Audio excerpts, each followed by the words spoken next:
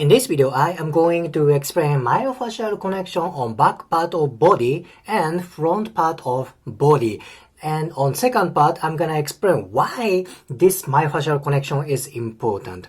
You are looking pelvis and hip joint from posterior view. I'm gonna explain backside myofascial connection first. This is very famous myofascial connection. I wanna talk about this muscle group. This is hamstrings. Hamstrings is on posterior thigh. Hamstrings attached to this bony part. This bony part is ischial tuberosity.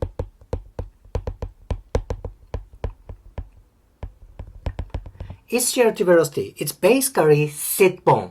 When you sit on a chair, you feel a bony bump on chair. That is ischial tuberosity. Now there is myofascial connection for superior way. You see this one? This is sacrotuberous ligament.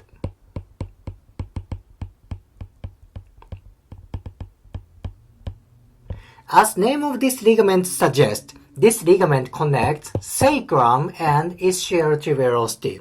Now there's more. From sacrotuberous ligament, from sacrum, there is back muscles. This muscle group is erector spinae.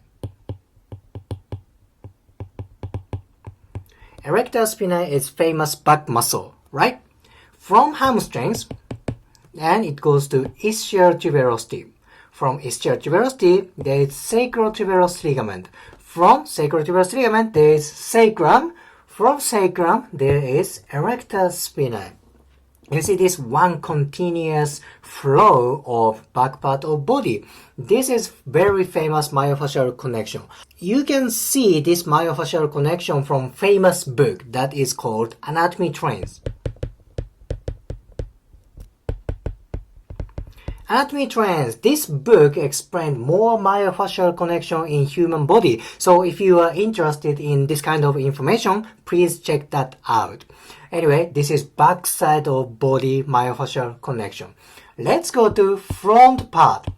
Okay, this is front view. I want to focus on two muscle groups. Two muscle. First one is this one, where this muscle group, this is quadriceps. Quadriceps, it's on front part of thigh, right? Quadriceps. Then it goes to pelvis. Now there's functional connection. I want to focus on this one. This is rectus abdominis. Rectus abdominis, quadriceps, and ab muscle. What is problem if these muscles get tight? If you want to know what's problem, you have to know their functions. What is quadriceps function? Particularly this muscle. This is rectus femoris. Function of rectus femoris is hip flexion. Okay, hip flexion. What is function of rectus abdominis? That is trunk flexion. Rectus femoris, that is hip flexion.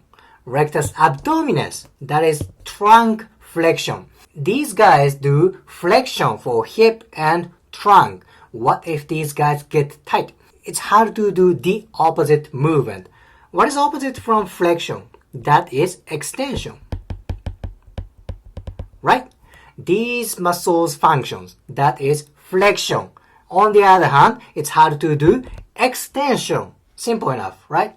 Now, how about backside muscles? What is function of hamstrings? That is extension, right? Hip extension. What is function of erector spinae? That is trunk extension. Erector spinae, trunk extension.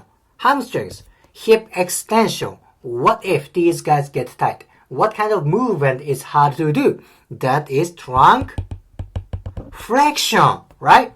So, front part of muscles, it's hard to do extension. Back part muscles, if these guys get tight, it's hard to go to flexion. You see this kind of a clinical application? Now let me explain what if backside of muscles get tight. What happens if backside muscles get tight? Imagine there's hamstrings here on this person. There's hamstrings. There's ischial tuberosity, sacrotuberous ligament, sacrum right here, and erector spinae right here. This person is very, very flexible. What if this person's hamstrings, ligaments, and erector spinae get tight? It's very hard to go to this position, trunk flexion, right?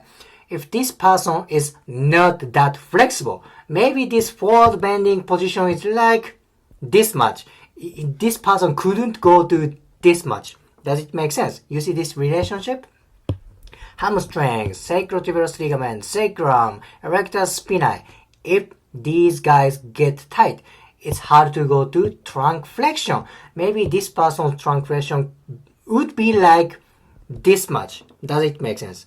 Now, what if front part muscles get tight?